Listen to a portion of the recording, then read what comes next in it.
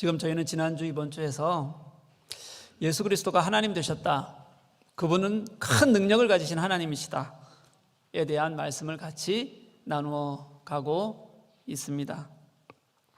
그 증거의 첫 번째가 오늘 사도들이 경험한 지난주에 보았던 변화산에서의 크신 하나님의, 예수님의 위엄이었습니다. 그리고 이제 오늘은 두 번째로요, 두 번째 증거를 제시해주고 있는데 그게 예언이에요. 예언. 선지자들의 예언이라고 되어 있는데 빠져있는 게 선지자들은 빼져 있지만 그런 뜻이에요. 그냥 단순히 말하면 이렇게 생각하시면 됩니다. 구약의 말씀이에요. 제가 이제 바이블 코드를 하면 구약과 신약을 이렇게 구분합니다. 구약은 예언이다, 신약은 그 예언의 성취다. 그리고 이 예언과 예언의 성취의 그 핵심이 누구냐면 예수 그리스도시다, 이렇게 가르칩니다. 베드로는요, 그 예수님께서 성취되어서 드러나시고 이 땅에 역사적으로 살아가셨던 것을 두 번째 증거로 우리들에게 이제 제시하고 있는 겁니다. 여러분, 오늘 말씀에서는 이 예언에 대해 뭐라고 말하고 있냐면 우리에게는 더 확실한 예언이 있어, 이렇게 말해요. 다시 말하면 이게 그냥 문자상으로만 보면 지난주에 보았던 그 변화산 사건에서의 그 놀라운 역사보다 더 확실하다, 문자적으로는 그래요. 근데 여러분, 이게 오해하지 말아야 될 것이 있어요. 지난주에서 말씀드렸던 이 변화산 사건의 그 놀라운 영광은 이 사도들에게는요, 제자들에게는 굉장히 큰 것이라고 제가 그렇게 말씀드렸어요. 그래서 4개의 복음서에서 모두요, 사건 그대로를 설명하기도 하고 그 사건의 의미를 기록하고 있기도 하다, 그렇게 말씀을 드렸습니다. 근데 베드로가 또 우리에게는 더 확실한 예언이 있다, 이렇게 말하는 이유가 있는 거예요. 여러분, 이거는 그 이전의 예언이 그 이전의 증거가 확실하지 않다는 것이 아니라요, 거기에다가 또 하나를 더 하면 더 그 증거가 확실해진다는 거지, 그 이전 증거가 약하다, 이런 뜻은 절대 아닙니다. 베드로가 이렇게 말하는 이유가 있어요, 여러분. 왜냐하면 우리는 지금 이 성경 전체를 우리는 다 가지고 있잖아요, 그렇죠? 이렇게 보고 있지만 그때는 복음서가 채 쓰여지기 전이었습니다. 그러니까 베드로가 그 증언하고 다녔던 변화산 상에서의 그 사건은요, 아직 사람들이 말씀으로 읽는 것이 아니라 그냥 사도들의 경험의 증거로 그렇게 들려지고 있던 거예요. 그러니까 베드로는 그렇게 들려지는 증거 외에 자신의 개인적 경험을 넘어서서 더 확실한 증거로서의 선지자들의 말씀, 그조차도 모든 것들은 이 말씀에서 어떻게 돼요? 이루어지는, 말씀이 이루어지는 것으로 하나님께서는 우리들에게 주셨다라는 것을 다시 한번 강조하고 싶은 겁니다. 여러분, 그리고 오늘 말씀 그 강조하기 위해서 이런 표현을 써요. 예언은 어두운 데를 비추는 등불이다. 보세요, 여러분, 등불은 그 자체로 비치고 진리입니다. 빛이 있는 곳이면 아무리 암흑이 있다고 할지라도 다 드러나게 되어져 있습니다. 어둠이 깊다고 해서 빛이 역할을 하지 못하는 것은 절대 아니에요. 어둠이 깊으면 깊을수록 빛은 훨씬 더 선명하게 자신의 그 빛을 비추며 역할을 하게 되어져 있습니다. 베드로는 구약의 말씀이 그렇다는 거예요. 뭐라고요? 구약의 말씀은 결국은 환하게 드러나게 될 빛이어서 어디라도 비추게 될 것이라는 거예요. 왜냐하면 그게 하나님의 말씀이니까요, 여러분. 그리고 그 말씀은 언제나 우리와 함께 하실 거다, 그렇게 말씀하세요. 언제까지냐면 주께서 완전히 드러나시기까지예요. 뭐라고 표현하냐면요, 날이 새어 너희 마음에 떠오르기까지, 이렇게 표현합니다. 날이 새어 너희 마음에 떠오르기까지. 예언은요, 여러분, 어두운 데를 비추는 등불이어서요, 결국은 드러나게 될 텐데 언제냐면 때가 되어서요, 예수께서 샛별처럼 이루실 때까지, 그때까지 우리들에게 등불이 될 거라는 거예요. 그때 완전히 빛으로 확실하게 드러날 거라는 거예요. 그러니 여러분, 그때까지 예수를 놓지 말자는 겁니다. 여러분, 이 예언은요, 예수님의 한 가지 사건들만 가지고 얘기하는 게 아니에요, 여러분. 이미 예수께서 이루셨던 십자가 사건이 있어요. 그것도 환하게 예언이 비추어서 우리에게 드러난 거예요. 또 예수님께서 다시 오실 거예요. 예수님께서 강림하게 될 그 사건도 또 예수께서 당신이 환하게 이 땅에 비추시면서 우리들에게 분명히 드러낼 것을 다 얘기하는 겁니다. 이미 이루신 것이 있는 것처럼요, 또 아직 이루어지지 않은 예언은, 마지막 그 예언을 향해서 예수께서 지금도 일하고 계시고 당신이 샛불처럼 드러나실 때까지 우리는 그 예수님을 붙들고 있어야 된다는 거예요. 그게 우리가 말씀을 대하는 태도라는 겁니다. 그게 언제라도요, 여러분, 그게 무엇이라도 결국은 예수님은 당신을 환하게 비추시는 빛으로 그 예언을 다 이루시고 말 것이기 때문에 그렇습니다.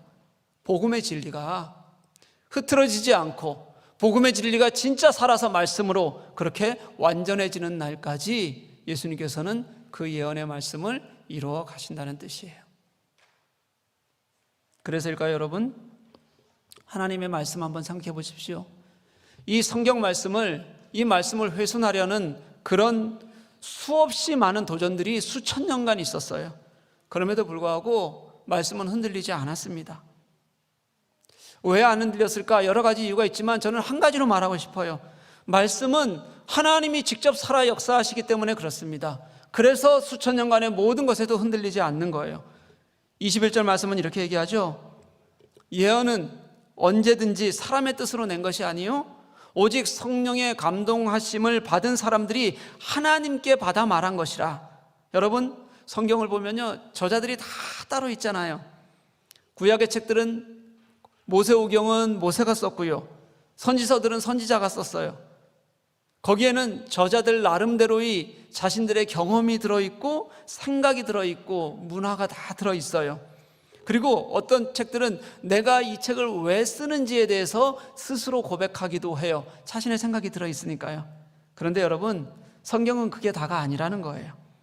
성경은요, 그것보다 더 중요한 것은요, 그들의 생각, 그들의 문화, 그들의 경험, 그게 더 중요한 것이 아니라 이 모든 것에, 그들이 가지고 있는 모든 것에 성령께서 하나님의 뜻을 더하셨다는 게, 그게 정말 중요한 거예요, 여러분.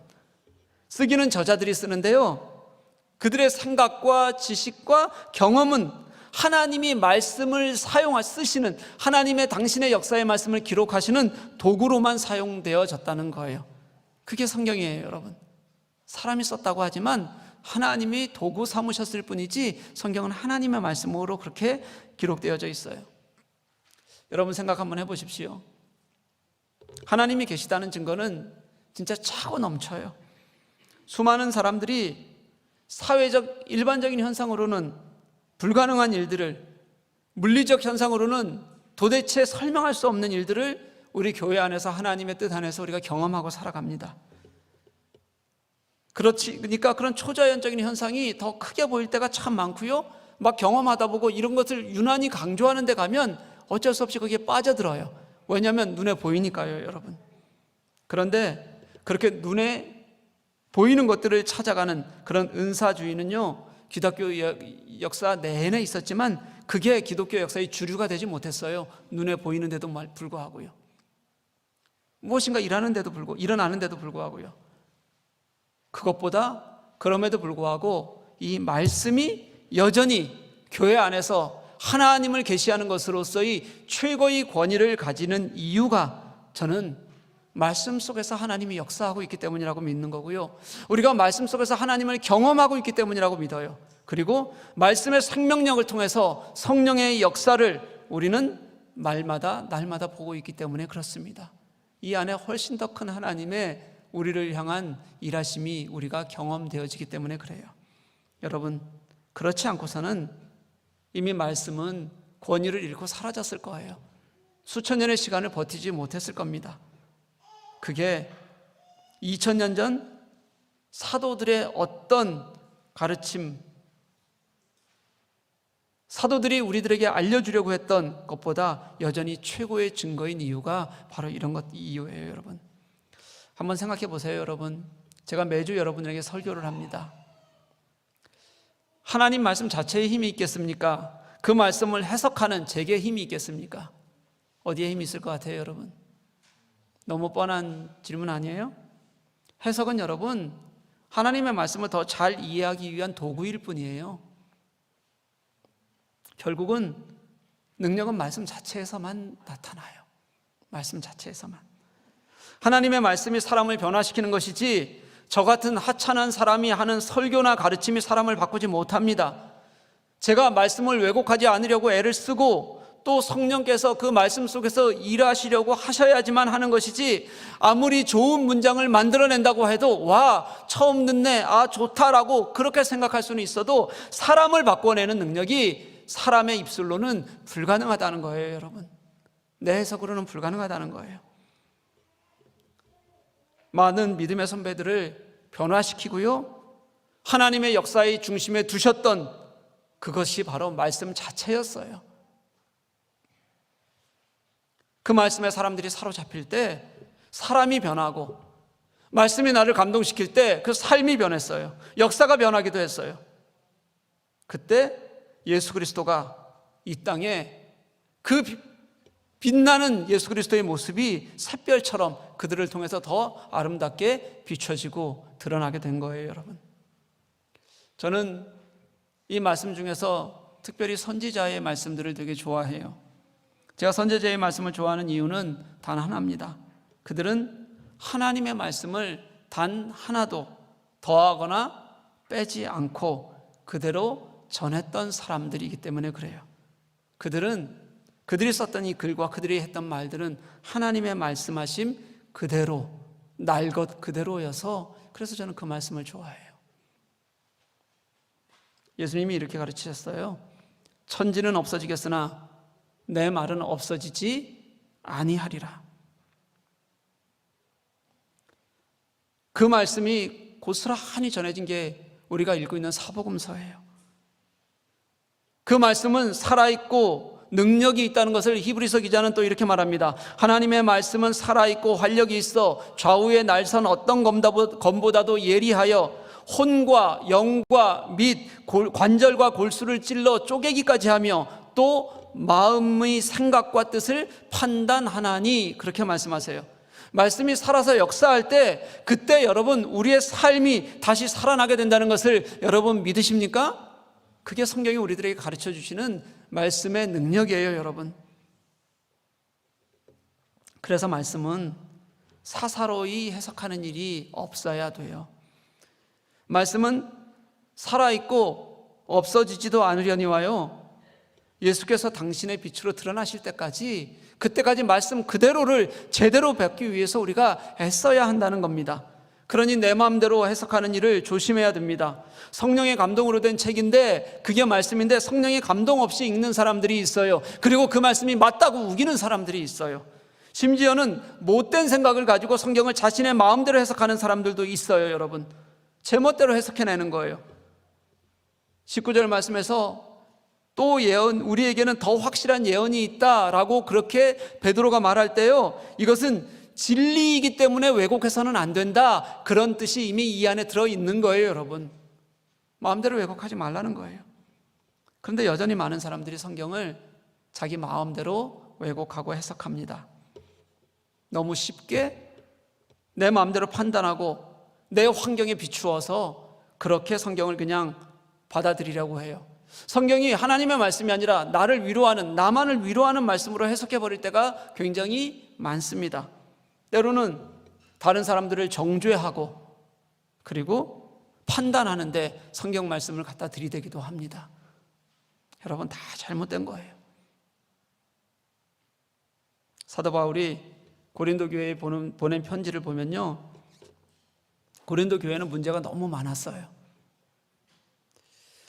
그 교회는 특별히 영적 은사가 넘쳤는데도 불구하고 그 은사를 잘못 사용했고요, 은사를 사용하는 사람들이 교회에 덕을 세우지 못했어요. 영적 능력들을 단계를 나누고 서로가 서로를 그렇게 단계로 나눠서 보다 보니까 여러 가지 부작용들이 너무 커졌어요. 그래서 사도 바울이 고린도전서 13장에서 아무리 은사가 많고 아무리 능력이 있어도 사랑이 없으면 안 된다, 사람을 살리는 것보다 사랑이 있는 게 더 좋다, 그렇게 가르쳤어요.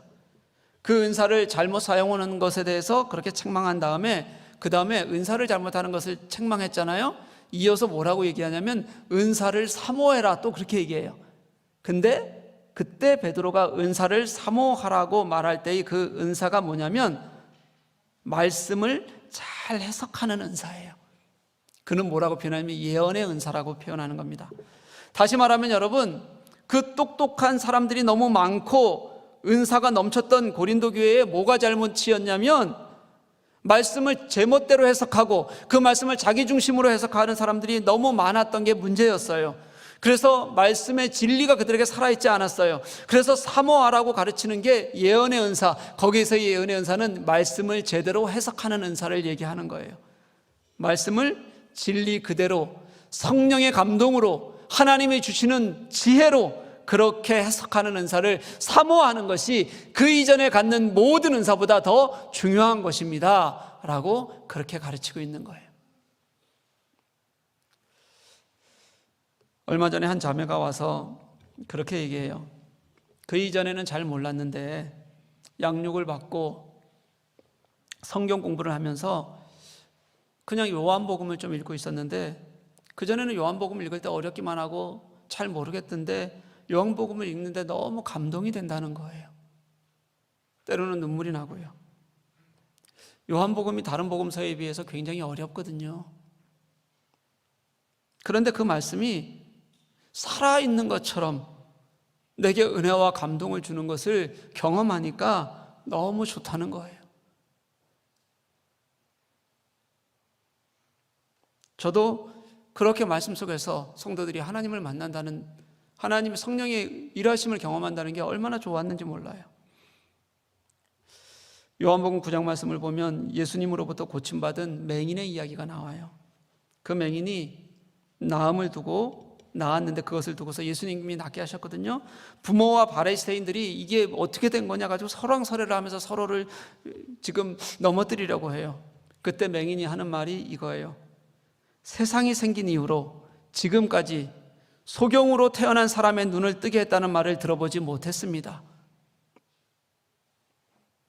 이분이, 예수님을 얘기하는 거예요. 이분이 만일 하나님이 보내서 오신 분이 아니라면 도저히 이런 일을 하실 수가 없었을 것입니다.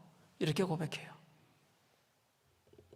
여러분, 이 눈먼 자의 눈을 뜨게 한다는 예언이 구약에 나와요. 어디에 나오냐면 이사야서에서 예수 그리스도를 예언할 때, 메시아에 대한 예언을 할 때 그때 나와요. 그렇게 예언이 되고 예수님 이전에는요, 신기하죠? 그렇게 기적들이 많이 일어나고 죽은 사람도 살려내는데 어떤 선지자도 눈먼 자의 눈을 뜨게 하는 기사가 단 한 곳도 없어요. 그리고 예수님이 그 눈먼 자의 눈을 뜨게 하시는 게 요한복음에 나와요. 세상은 보지 못했던 맹인이었는데도 불구하고요, 그 맹인이 그 예언서에서의 예언과 예수님이 이루시는 그 예언을 꿰뚫어 보고 있었다는 뜻이 됩니다, 여러분. 그게 누가 성령께서 어떻게 해석하셨든 그는 알게 됐다는 거예요. 눈먼 자가 고백하는 예언의 그리스도, 그게 말씀의 능력이에요, 여러분. 눈먼 자가 꿰뚫어 보는 그 말씀이 예수 그리스도께서 이 빛으로 이루실 그 성취가, 그게 말씀의 능력이라는 거예요. 여러분, 그 말씀에 그 진짜 일하시는 예수님께 매달리는 그런 저와 여러분이 되었으면 좋겠어요. 여러분, 말씀이 살아있으면 그게 우리 속에서 삶이 되어지는 거예요. 사랑하는 교회 여러분, 제가 설교를 준비하면서 가장 큰 감동을 어디서 받을까요? 당연히 말씀이에요. 저는 어디에서 예화집 두치는 거 그런 거 잘 못해요. 뭐 예화 같은 거 하는 걸 제가 되게 하여튼 잘 모르겠어요. 그래서 저는 거의 쓰지도 않잖아요. 그냥 말씀만 붙들고 있어요, 여러분. 끝까지, 처음부터 끝까지. 어떨 때는 말씀을 붙잡고 있어도 며칠 동안 아무것도 안 보일 때가 있어요. 그렇게 힘든 시간이 갈 때도 있지만, 그러다가 하나님께서 말씀 속에서 나를 만나주시는 경험을 하게 될 때 그때 얼마나 큰 감격이 있는지 몰라요. 그때 얼마나 가슴이 뛰는지 몰라요. 여러분, 제 성격이요, 정확한 거 굉장히 좋아해요. 그리고 계산하고 그런 거 굉장히 빠른 사람이에요. 세상적으로 뭐가 좋은지, 어떻게 하면 좋은지 굉장히 판단 잘하는 사람이에요. 만약 제가 그런 삶을 쫓아 살았으면 지금 잘 살고 있을 겁니다. 완전히 다른 삶을 살고 있을 거예요. 제가 선택할 수 있는 세상적인 것들이, 좋은 것들이 여러 번 있었어요. 그런데 제가 지금 이 자리에서 우리 교회를 섬기게 되는 이 길을, 섬기는 길을 저는 가게 된 것이 저는 하나님의 감동 때문이라고 말씀드릴 수 있어요. 말씀이 주는 감동이 커서 늘 이 시간이 지금 저는 즐겁고 좋습니다. 그리고 지금은 세상적인 어떤 것을 더 가지려고 하거나 얻으려고 하거나 내일을 준비하려는 일을 전혀 하지 않고 살아갑니다. 아무것도 하지 않아요. nothing이에요. 지금 내게는 하나님의 감동, 말씀, 그리고 그것을 쫓아가는 것이 제게는 진리이고 빛이고 등불입니다. 물론 저도 너무 연약한 인간적 연약함이 있어서 그런 것들 때문에 늘 나를 흔드는 그런 어려움을 경험하지만 그래도 이런 내 마음이 변하지 말자고 매일매일 하나님께 기도하고 간구합니다. 말씀의 은혜만 그 감동으로 살게 해달라고요. 베드로는 영광 때문에 주님을 따른 것이 아니에요, 여러분.